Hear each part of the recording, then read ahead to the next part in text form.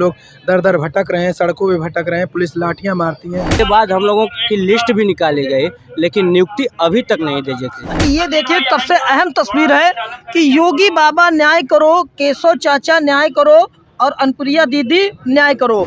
दिखाना चाह रहे हैं कि बाबा की सरकार में पिछड़े दलित कतार में राम राज में हम लोग यहाँ भटक रहे हैं। आप राम राज की बात करते हो, कैसा राम राज है? मैं हूँ आपके साथ में श्रवण चौहान और आपको हम बता दें कि इस वक्त हम उत्तर प्रदेश की राजधानी लखनऊ में खड़े हुए हैं और ये जो जगह है ये इको गार्डन लखनऊ का है।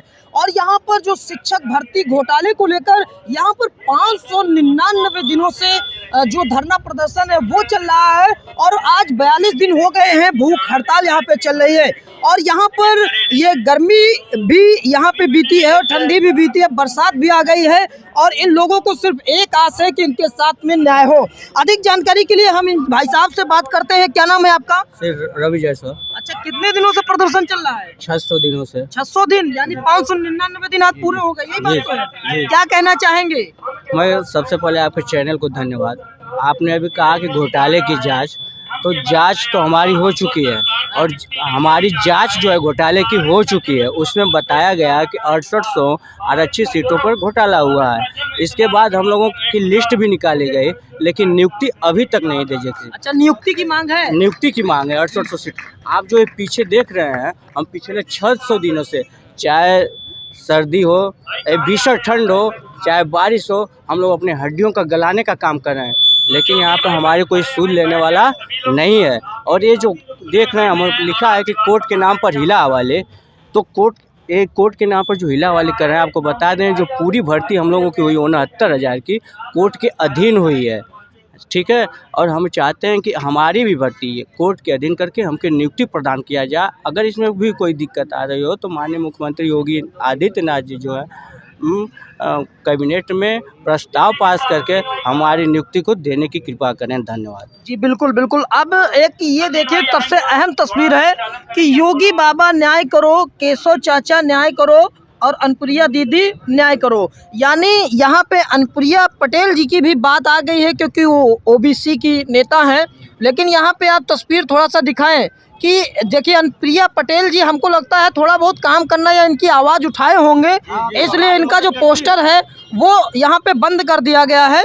आप यहाँ पे देखिए कि ये जो पोस्टर है यहाँ पे पहले अनुप्रिया पटेल का लगा था लेकिन फिर बंद हो गया। आइए इस पोस्टर की जो बात है वो भाई साहब से जानते हैं। आपने अनुप्रिया पटेल जी से न्याय की उम्मीद की और यहाँ पे उनका पोस्टर आपने बंद कर दिया। अनुप्रिया पटेल जी ने जो है गृह मंत्री जी से भी उन्होंने अपने उस पर ट्विटर हैंडल पर लिखा था कि गृह मंत्री जी से उन्होंने मुलाकात की है और इस भर्ती के संबंध में उनसे कहा है।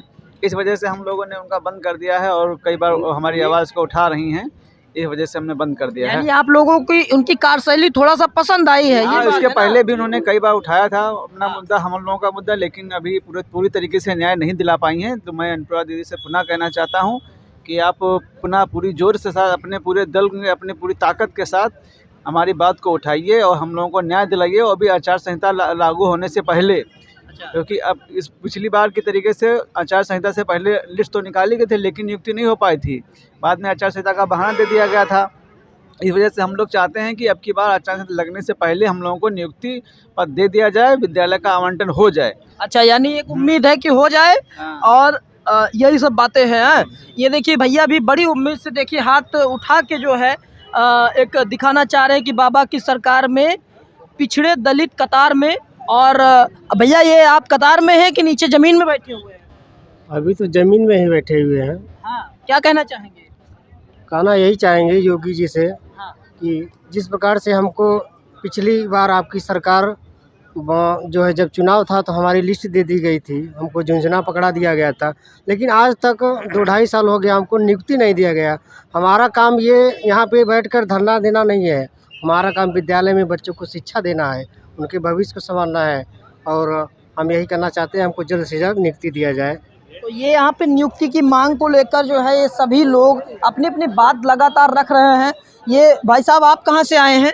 रायबरेली से। रायबरेली से चल के आए हैं जी, प्रदर्शन में शामिल होने के लिए? अरे हम लगातार हैं, 599 दिन हो गए। अच्छा जी, रात दिन आते हैं यहाँ। तो ये कुछ बता दीजिए। नहीं, अब क्या बताना है, अब देख ही रहे हैं हम लोगों के साथ कैसा भेदभाव है। 500 हमें एक नियुक्ति पत्र के लिए, जिसको आरक्षण को विसंगति बताते हुए हमारे मुखिया लिस्ट निकालते हैं जिसमें हम लोगों का नाम होता है, हम लोगों को शिक्षक घोषित कर देते हैं। उसके बाद हम लोग दर दर भटक रहे हैं, सड़कों पे भटक रहे हैं, पुलिस लाठियां मारती है। अरे हम लोग अभी कहते हैं कि पीडीए का नाम लेते हैं, इससे बड़ा पीडीए क्या हो सकता है? हर पार्टियां पीडीए पीडीए चिल्लाती हैं, इससे बड़ा पीडीए का कोई उदाहरण हो तो हमें बता दो। हैं? जी। राम राज में हम लोग यहाँ भटक रहे हैं, आप राम राज की बात करते हो, कैसा राम राज है? इसी राम राज की हम लोग आपसे अपेक्षा कर रहे थे क्या? ये रामराज और अमृतकाल पसंद नहीं आया? भाई किसको पसंद आएगा अगर इस तरह हम रोडों पे बैठे होंगे? तो बेटी पढ़ाओ बेटी बचाओ, बड़े बड़े विकास की बात करते हैं, हर चीज़ों की बात करते हैं। बेटी पढ़ाओ, अगर बेटी पढ़ तो ली, लेकिन बेटी बचाओ कैसे? अभी ये सब बेटियां कौन है रोड पे घूम रही हैं?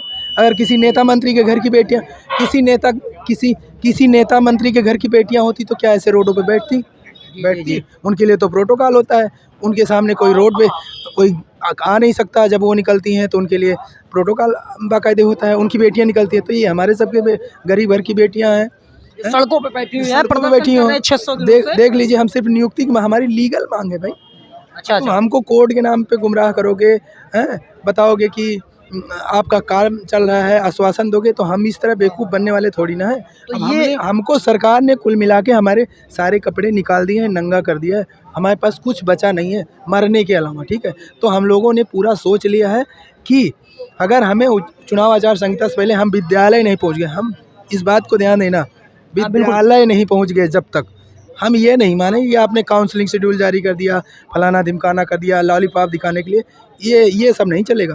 क्योंकि ऐसा हुआ है हमारे साथ, पहले लिस्ट निकाल के। अच्छा, लॉलीपॉप गुनगुना दिया है? अरे चुनाव आचार संहिता से पहले लिस्ट निकाल दिया, उसके बाद बोला चुनाव आचार संहिता लग गई, अब आप लोगों का काम बाद में होगा। बाद का मतलब क्या होता है? बाद का मतलब यही होता है क्या? 599 दिन। ये खाली पढ़ने में तो आसान लग रहा है, इसको सोच के कोई देखे। हाँ, बहुत कॉम्प्लिकेटेड और बहुत उलझावना है। फिर बताइए, ये आसान बात है? कोई 1 घंटे बैठ के दिखा दे। तो ये आप देख सकते हैं कि ये शिक्षित बेरोजगारी भाई साहब झेल रहे हैं, और इनका जो दुख दर्द है वो आप समझ सकते हैं। इधर भी दिखाइए कि ये जो भाई साहब लोग बैठे हुए हैं, ये कोई यहाँ पे ठंडी काटने नहीं आए हैं, बल्कि ये भूख हड़ताल पे बैठे हुए हैं।